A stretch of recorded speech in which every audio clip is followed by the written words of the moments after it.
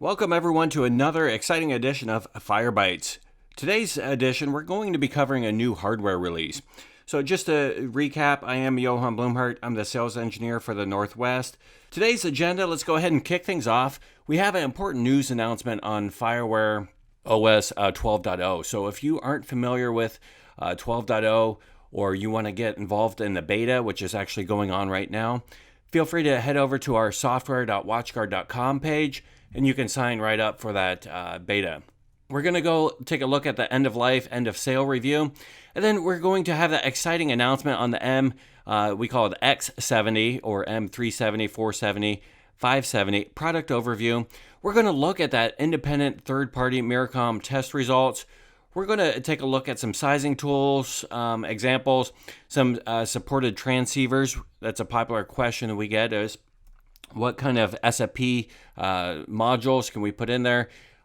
We're going to look at the hardware guide and how to get you into these new products at an affordable price under our promotions program. And somewhere in there is an exciting opportunity for that pop quiz that Wendy mentioned to get a premium swag pack, I believe is what she called it. But stay tuned and we'll kick things off.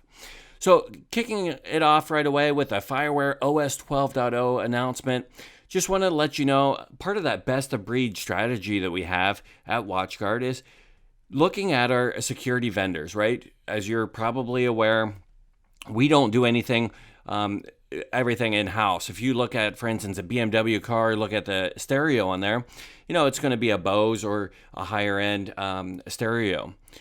Much like BMW at WatchGuard, we take that same approach with best of class security. So as you look at, for instance, our antivirus, we reevaluated, took a look at our security products, and due to our scalar architecture, we could just rip out our previous antivirus engine, and we're switching that to Bitdefender for antivirus. Obviously, there's a lot better detection rates, more proactive than reactive than our previous solution. So just a heads up on that. That switch is actually out in 12.0 beta right now. Just make sure you upgrade by January 2018 to Fireware OS 12.0 so that you get those new security subscriptions or new antivirus signatures. Otherwise, you'll still be on our previous security vendor, and you'll just be locked into that last security signature set that you had from them. And obviously, there's going to be some other features included in 12.0, so stay tuned for some of that. But I just wanted to make sure that you are aware, easy way to illustrate that best of breed approach with a Bitdefender move for antivirus. So as we look at the end of life policy, again, you can find that at our website. Just go to resources. I have the URL there at the bottom. But again, that end of life policy, as you look at some of those older, if you had a 21 series or 25 series, you can get all those product announcements there. And this hardware release is so new, we still need to update some of these documentations on here. But for instance, if you're on a 515, your end of sale is going to be 2015, and then end of life is 2020. So just make sure that you look at that. And obviously, as we talk about some of the promotions today, you can actually get the new hardware practically for free. So stay tuned, and we'll cover that as well. So as we look at, what is it? I guess it's time for the pop quiz. Get ready to enter your answer here. So as we look at what percentage of attacks used encryption to disguise their entry and for command and control traffic. So again, just put that in the question panel. You have A, 3%, B, 37%, C, 41%, or D, 83%. So go ahead and submit that. In there, I see some questions coming in. A lot of people are eager to get those prize packs, so hopefully you're looking at that, Wendy, and we'll get a winner shortly on that. So as we look at what percentage of attacks used encryption to disguise their entry and for command and control traffic, the correct answer is, according to 2016 Ponemon study, 41%. So that was C, of attacks used encryption to disguise their entry and command and control traffic. So congratulations to all those that entered C or the actual percent, 41%. Wendy will get those prize packs out.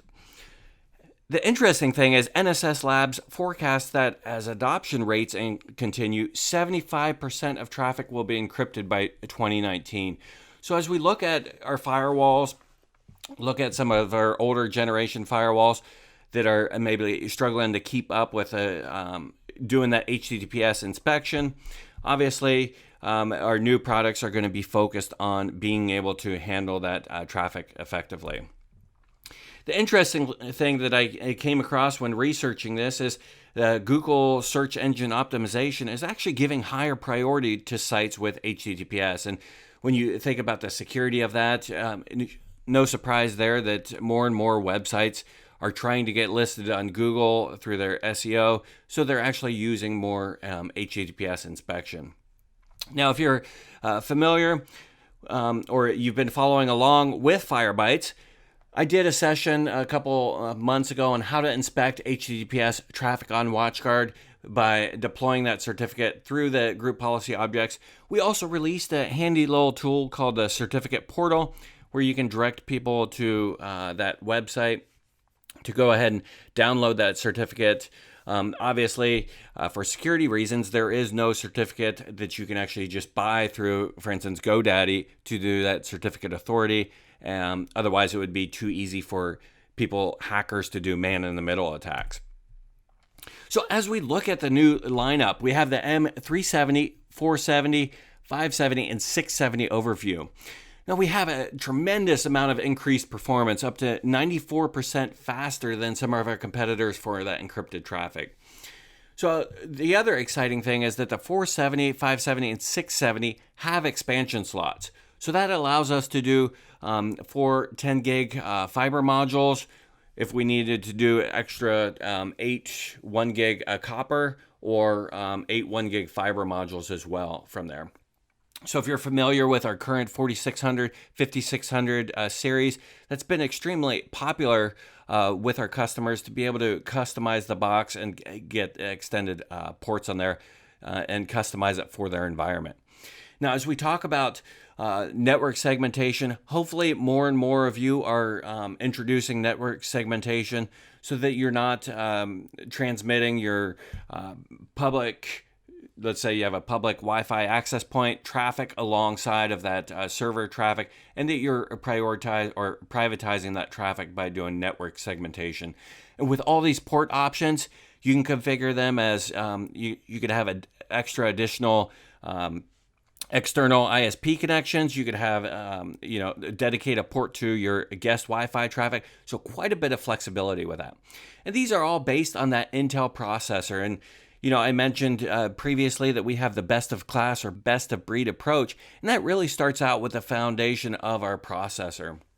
We're using Intel processors with Cave Creek crypto acceleration, which really helps out with that HTTPS inspection. Now, to kind of give it a rough overview on sizing here, the 370 is going to be perfect for 60 to 150 users. Obviously, if you have a more complex environment, feel free to reach out to your sales team. I cover the Northwest, as you might be aware. So feel free to reach out. We can have a sizing discussion, look at some of your individual network needs. But again, with this UTM throughput speeds, you're looking at 515 to 1100 megabits per second. Perfect for up to 150 users. Now, as we look at our 470 to 670, that's going to be applicable for our range of about 450 to 850 users. Now, obviously, those are just rough sizing guides. We actually have some tools to help dial in those numbers a bit more, but UTM speeds, we're looking at 2.1 to 4.2 gigabits per second, up to 750 VLANs. Again, great for network segmentation on there. Now, as we look at those, what options are available for the expansion slot modules? So as we look at, for instance, the 470, the 570, and the 670, again, these are also going to work with the 4600 and 5600 appliances. We actually have a tool on there to go ahead and build your Firebox tool, and that's on this website. I'll just go ahead and switch right over real quick, and we'll show you that option. So as we look at building your Firebox, so the first step is that we select a device. We have a 570, 670, and then we can simply look at which module we want to put in there, and it's going to tell us our SKUs. Now, you're probably familiar with WatchGuard, and we are 100% channel focused. We can't sell you the products directly, but you can go to one of our partners, our value-added resellers, or national partners, and just give them the part numbers, and they'll be able to sell you the products. We also have our sizing guide. So under here, we have our number of users. We can put in, Fred says 50 users, see our solution. Now, if we wanted to cover, for instance, 150 users, see our solution. This also includes our new products, our M370 and our 470 from there. So again, going back to those Miracom test results, you look at the 370 out of the gate. The 370 isn't necessarily, it's pretty on par with some of our competitors. However, the speed really shines forth when we start to turn on those security services, because hopefully when you buy your firewall, you're actually buying it for the security services rather than just a packet filter or a network address translation box. So when you look at, for instance, go into your 370, your firewall out of the gate, you're looking at about 3,000 megabits per second. You turn on a firewall and IPS, intrusion prevention signatures, or your firewall and antivirus, and this is actually just going to get better. This is previous to our move to Bitdefender, so look for those results to even improve as well. At the end of the data sheet, we have our UTM speeds.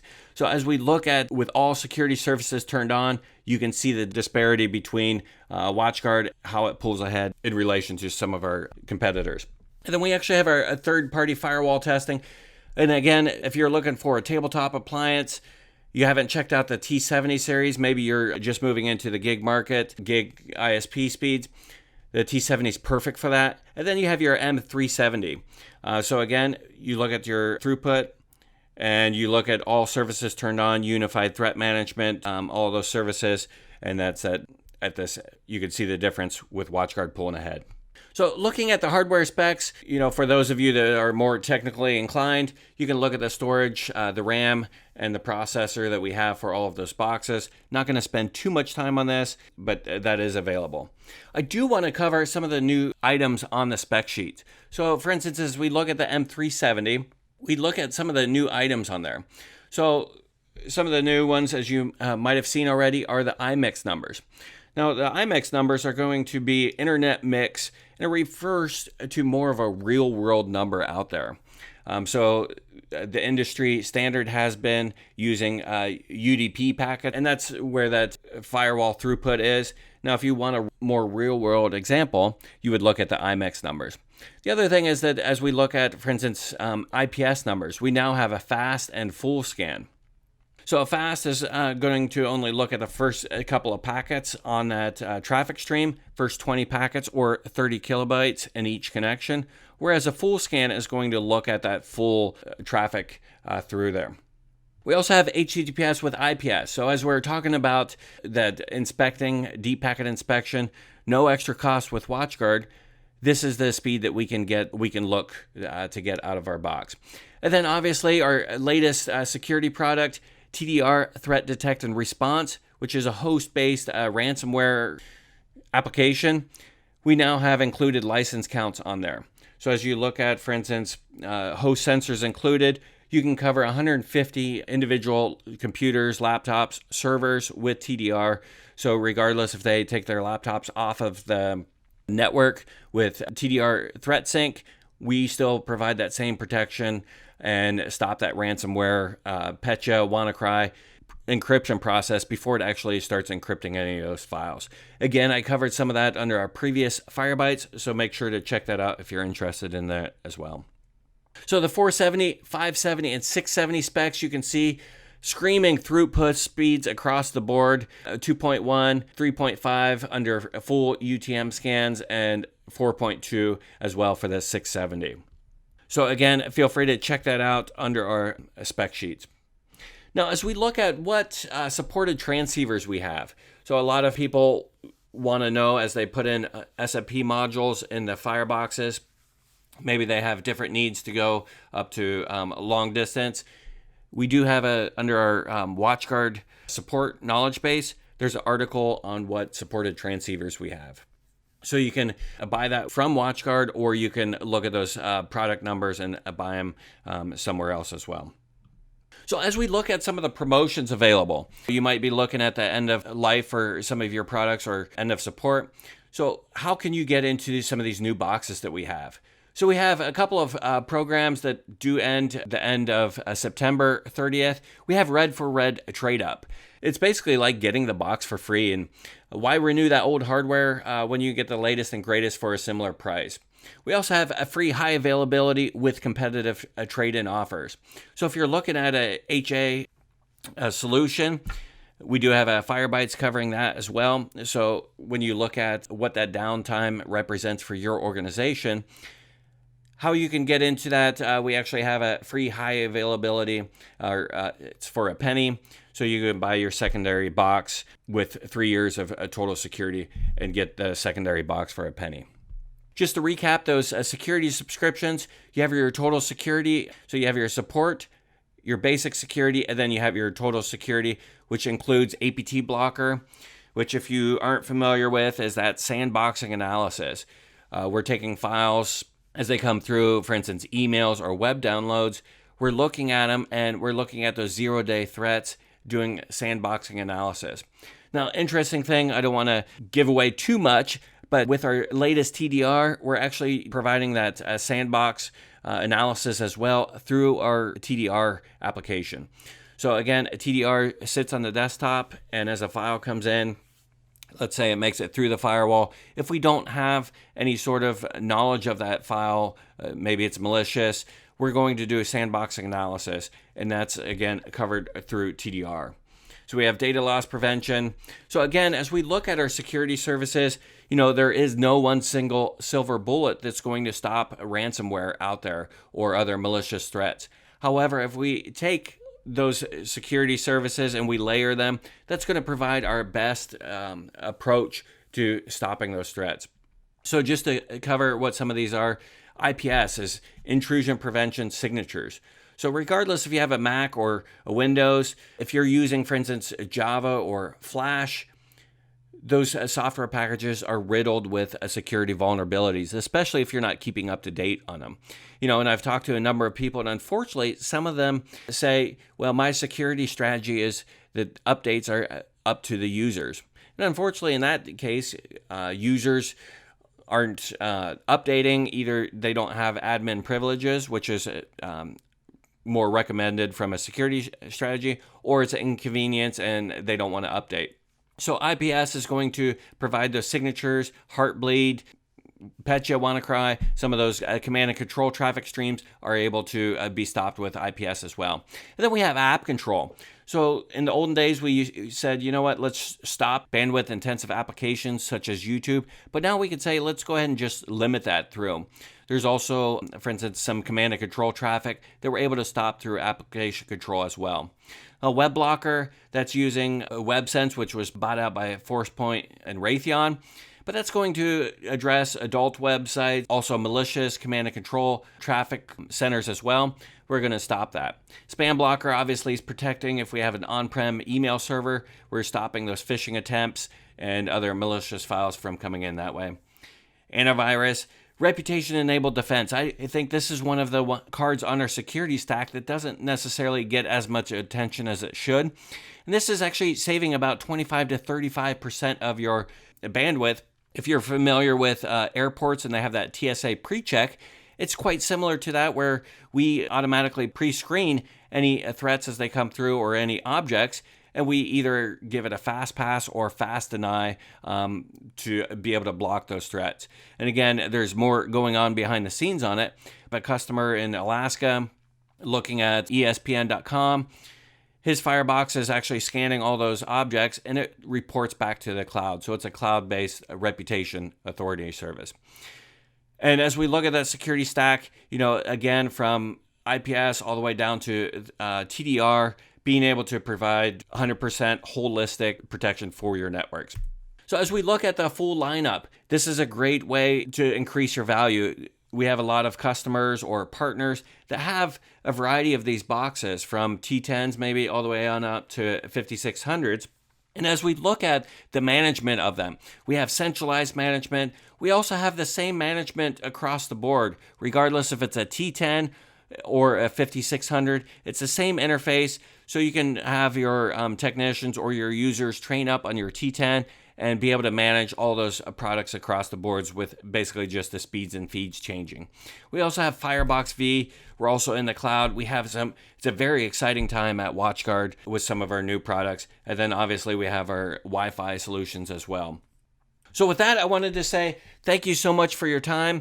The next Firebytes is September 8th, so stay tuned on the topics. And this is our YouTube channel. Feel free to check it out. We'll also be posting this recording as well. So if you want to go back, review those stats, feel free to do that. But we'll see you next time at the next Firebytes. So thanks so much and have a great day.